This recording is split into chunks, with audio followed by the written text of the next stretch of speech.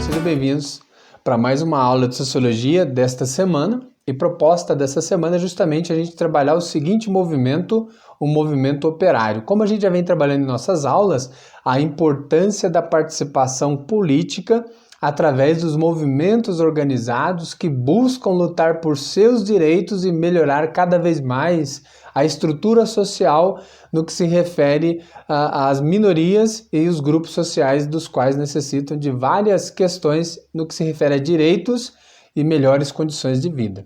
Então hoje a gente vai trabalhar justamente a questão do movimento operário. Alguns de vocês já devem conhecer esse movimento, que é um movimento bem antigo. Começa juntamente com a própria evolução do trabalho humano em sociedade. Mas vamos lá, o objetivo desta aula será tentarmos compreender melhor a importância da participação política da população nos movimentos operário, sindical e dos sem-terras. Hoje vamos frisar um pouco mais a questão do operário e também o que vem a ser sindicato ou movimento sindical. Mas vamos lá. De início para essa aula já nos vem um questionamento relevante e pertinente, alunos, que seria justamente, você acha que atualmente temos condições de trabalho? Condições boas de trabalho? Como que é a condição de trabalho hoje do trabalhador em sociedade? Em pleno século XXI no Brasil, como que vocês veem isso? É bom as condições? É ruim? Né?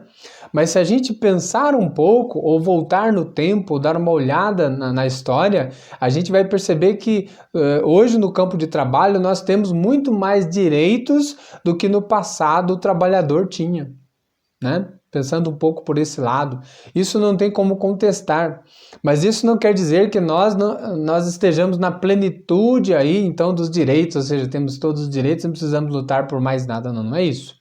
Que estamos na melhor vida do mundo enquanto trabalhador. Pelo contrário, nós conquistamos e hoje em dia usufruímos de ganhos desses pequenos movimentos, desses grandes movimentos que surgiram lá na história, lá atrás, e que fizeram frente, que muitos perderam suas vidas, mas que fizeram valer a pauta de reivindicações dos direitos que eles queriam, e que hoje em dia já é lei para nós e nós podemos usufruir graças a esses primeiros grupos políticos organizados daquela época. E o movimento operário é um deles. E falando em movimentos sociais, e que para nós estarmos hoje aqui falando dessa questão já é um direito, já é uma garantia que nós tivemos, né? Já foi uma conquista. Falar sobre os direitos do trabalhador e do operário, né? Foi fruto de muitas lutas, né, ao longo aí da própria história, que vários direitos foram sendo conquistados, mas aos poucos.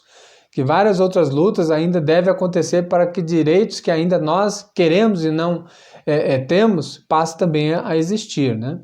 Pois se pensarmos, as profissões se modificaram tanto, né? O mundo se modificou, os nossos direitos tendem também a acompanhar a essas modificações, alunos. Temos profissões que não existem mais, se a gente pensar bem. Tem profissão que deixou de existir.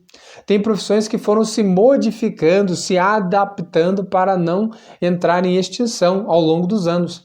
Assim, a modificação, então, é algo necessário quando a gente olha para a sociedade, juntamente com a ideia dos direitos.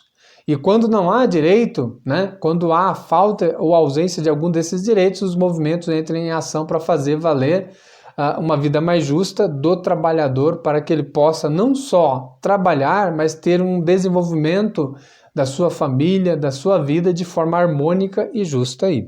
Então o movimento operário, para quem não conhece, ele nasce de busca por melhorias de condições de trabalho e aumento salarial.